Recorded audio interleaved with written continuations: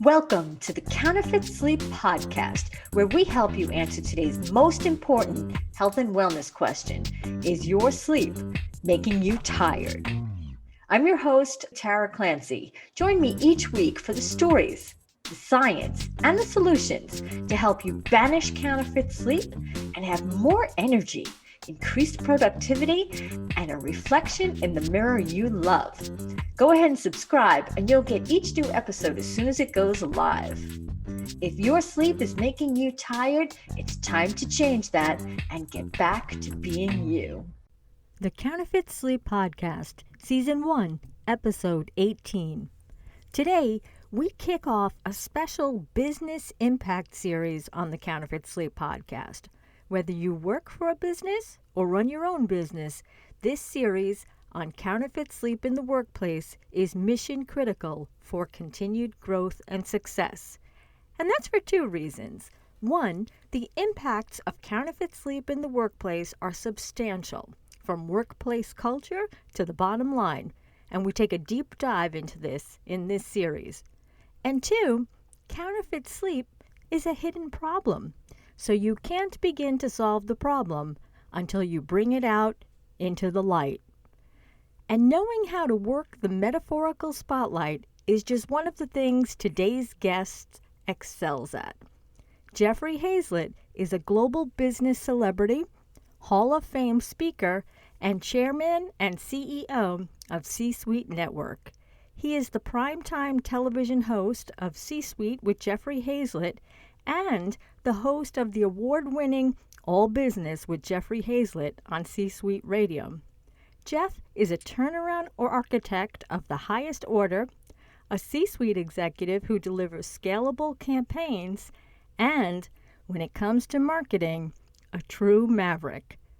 Jeff brings all that richness to the conversation today as we kick off our special business impact series on counterfeit sleep in the workplace. Listen in and get answers to these questions. How does counterfeit sleep impact productivity, safety, healthcare costs, and culture in your workplace?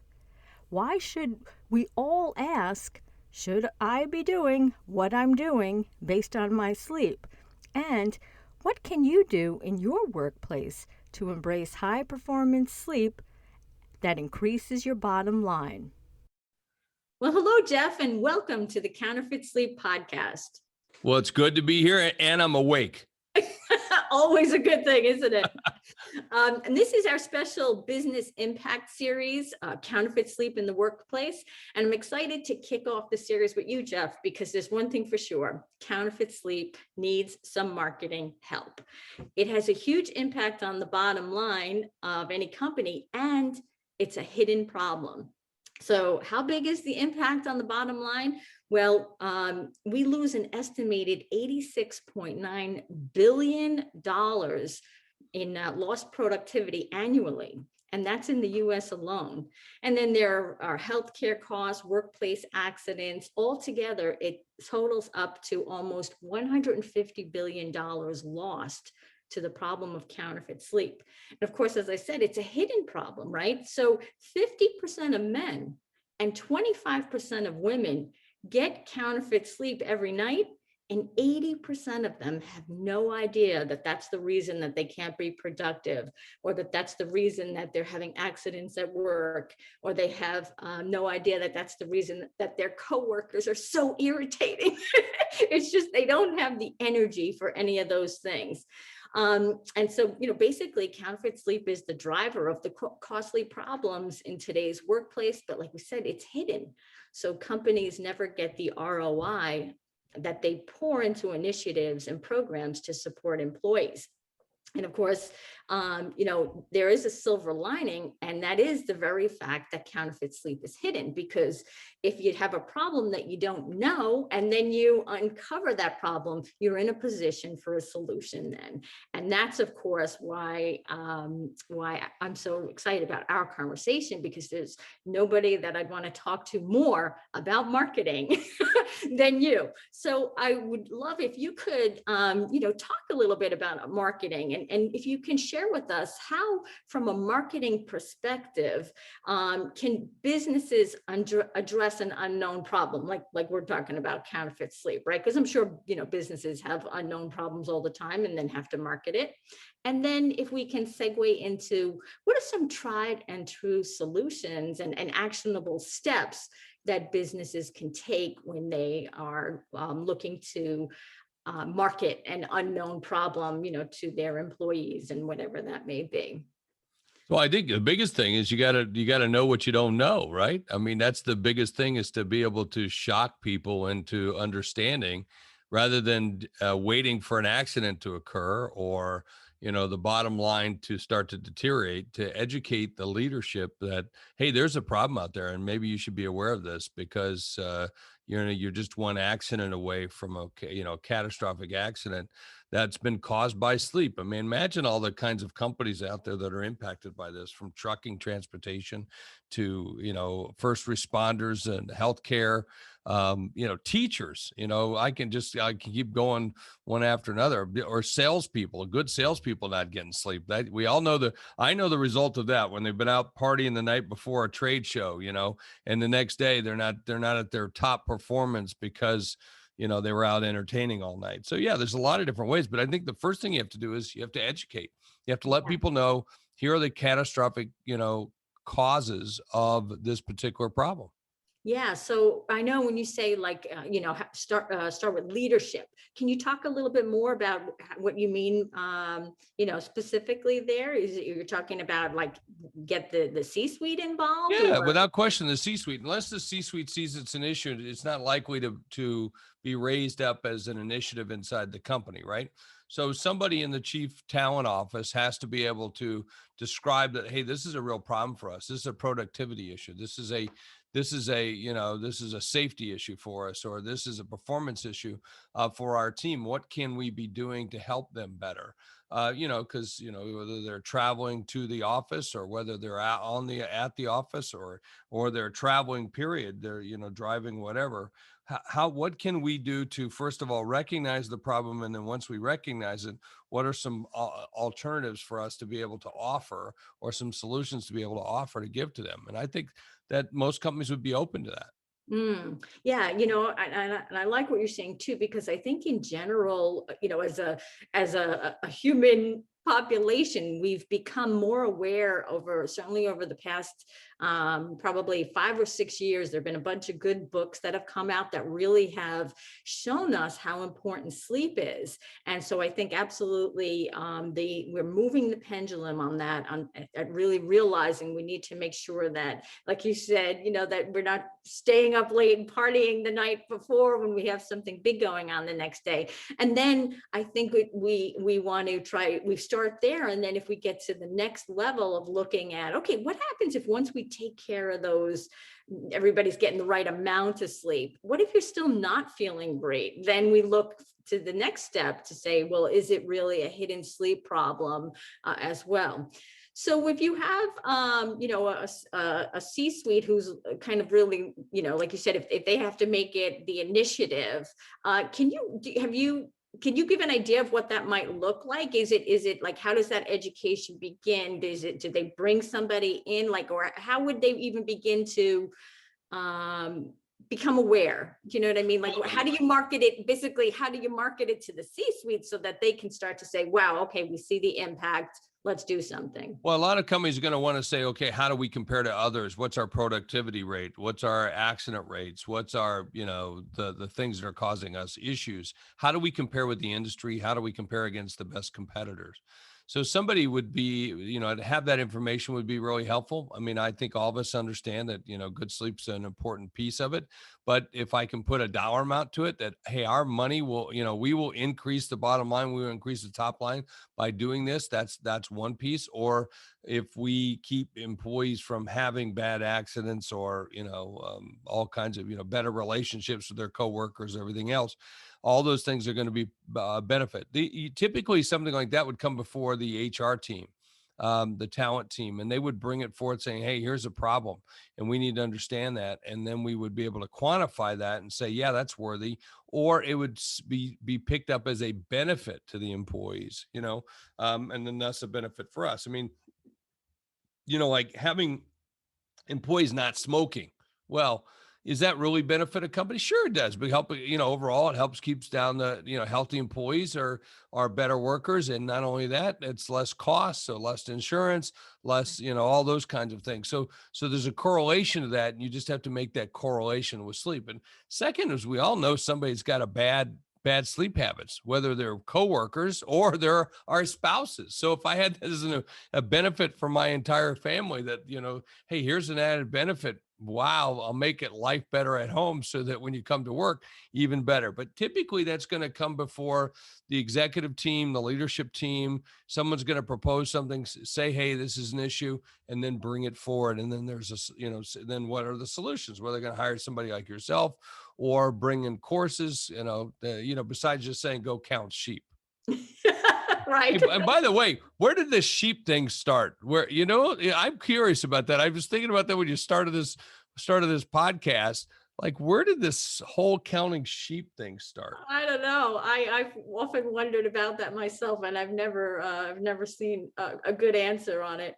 I love the fact that you bring in the idea of, a spouse sleeping poorly or vice versa. I mean, I think that is something that we don't consider enough. So let's say we said 50% of men deal with a hidden sleep problem, right? So, and what happens then? The person that they're sleeping next to is then getting disrupted sleep as well. And yeah. I have never been surprised by the fact that 50% of men get counterfeit sleep, and the divorce rate is just about 50%. Because right? Because what happens is, when you're not getting the sleep that you need, you don't have the energy, right? You don't have the physical energy, you don't have the mental energy, you don't have the emotional energy, and everybody feels it in a little bit of a different way, and so I think of the real type A person, and they're like, they get in the office, not really, not much for culture necessarily, but they're driving through things. They're okay. They're putting all their energy into that mental, productivity thing, but emotionally they're draining the culture of the company, so we really need to look at that sort of thing across the board. All right. So that's all great. So can you give us a couple of tactical kind of things about if a company is really interested in, they've identified the problem with the, at the C-suite level. How do you then make it, marketable, I guess? How do you market it to the employees then? If you do want to make an initiative, what are some thoughts around that for having real success with an initiative? Yeah. What are the, that happens at home, Yeah, well, but I think everybody understands the issue. So, but it's a matter of pointing it out, what it means to you. So how is sleep affecting you? And then have the employee be able to do a self-assessment.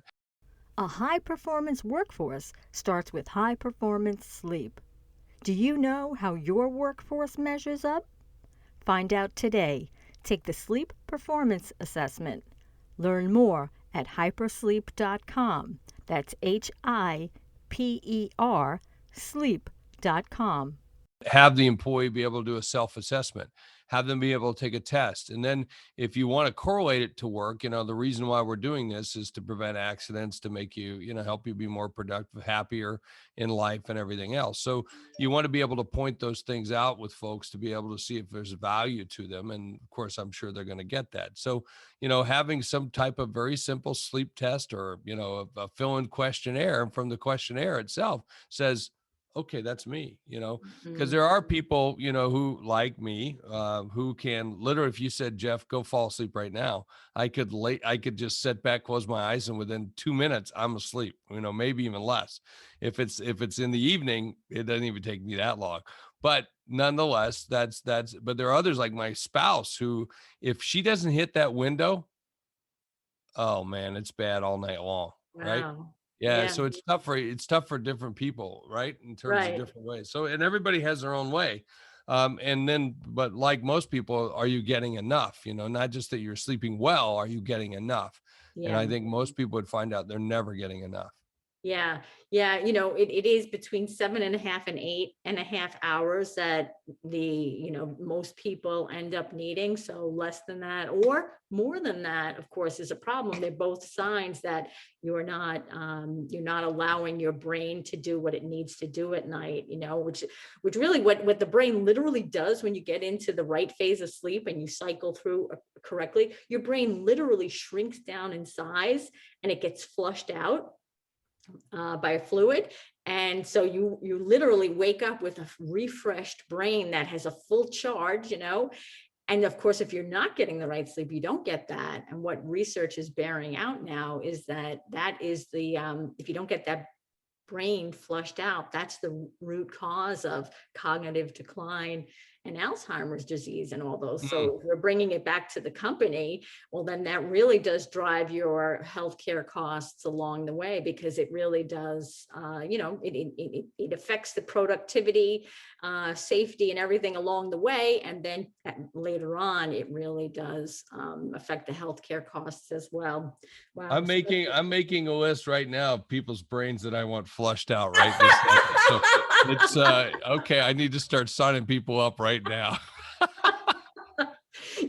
By the way, that's something I didn't know about. I had no idea there was brain flush. Who knew there was brain flush? Yeah. I interviewed a professor at NYU who does research in this. And it's only really the past couple of years that we've gotten to know about this. And it's because we have the technology to really look to monitor the brain and see what's going on. And so, the technology is helping us understand it better. But of course, the technology is also making the sleep problem worse because everybody's on their phones, the blue light is disrupting, your sleep patterns. And also we're looking down at our phones all the time, which affects our posture, which then ends up having sleep implications. So as usual, it's a blessing and a curse, right? The other thing I just wanted to mention, Jeff, is when you said you can fall asleep like at any, give you 2 minutes, that's actually a real sign that you are under rested as well. Because totally. It should take between 15 and 20 minutes to really get into that next stage of sleep. So something to look at, especially because as we go on. Okay, so we had to tell the whole world I'm not getting enough sleep right there. But that's true. I'm like one of those people that normally sleeps like maybe 5 hours, maybe 6. Mm-hmm. And then every so often I know that's not good. And then every so often I crash for the day. Mm-hmm. It's like that, I'd much rather get a regular kind of activity, but that's not my schedule, unfortunately. Yeah. And it's true. And it's like, we talk a lot about adrenal fatigue that a lot of people are dealing with these days. And it really comes down to that, because when you don't get enough sleep, you're running on adrenaline all day just to keep going. And then at some point, your adrenals are just maxed out. Even here's another interesting thing, and this goes with the productivity angle that we were talking about for, the workplace.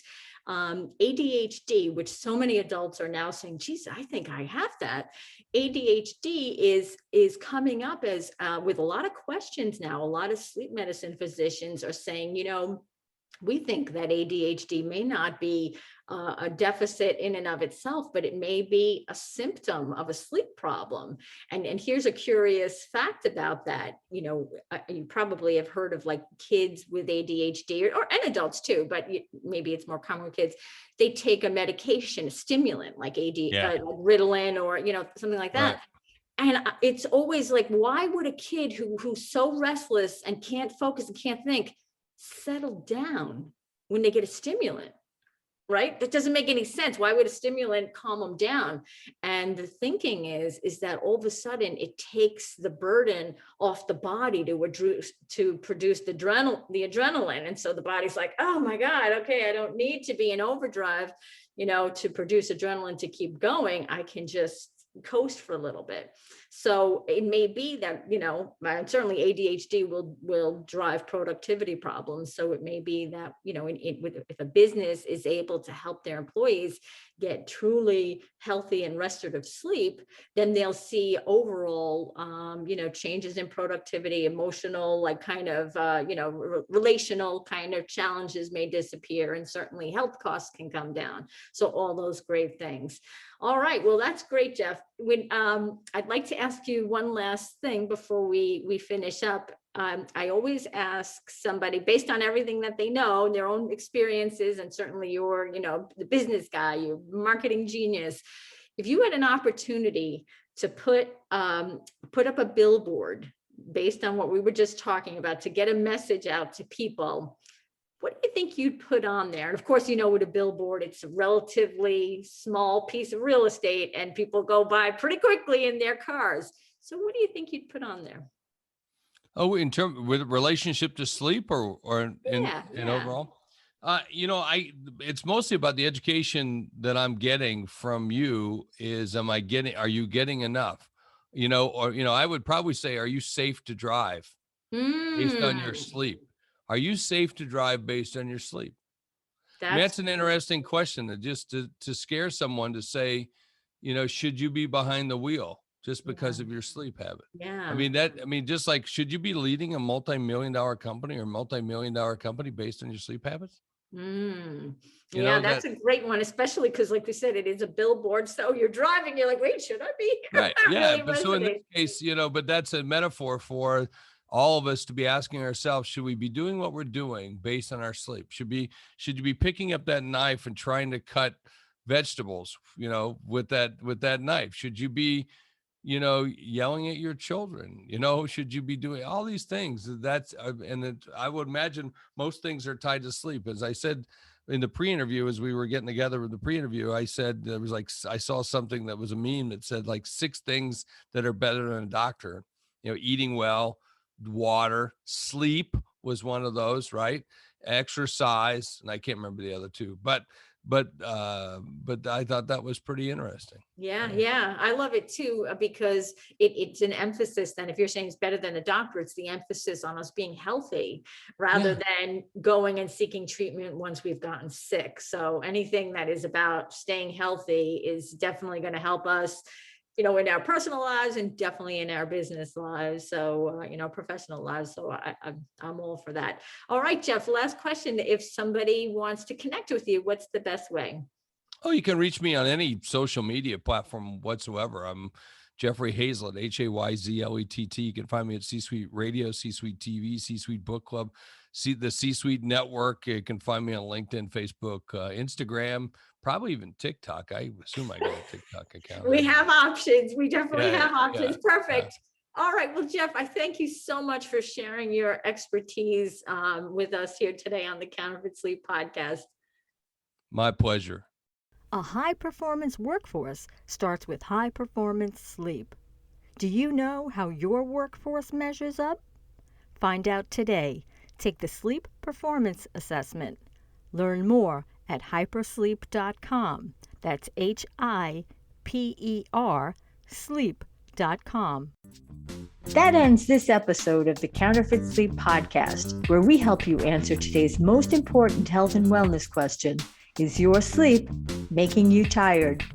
Follow us to get the stories, the science, and the solutions to help you take your counterfeit sleep journey. And leave us a review to help other people find us.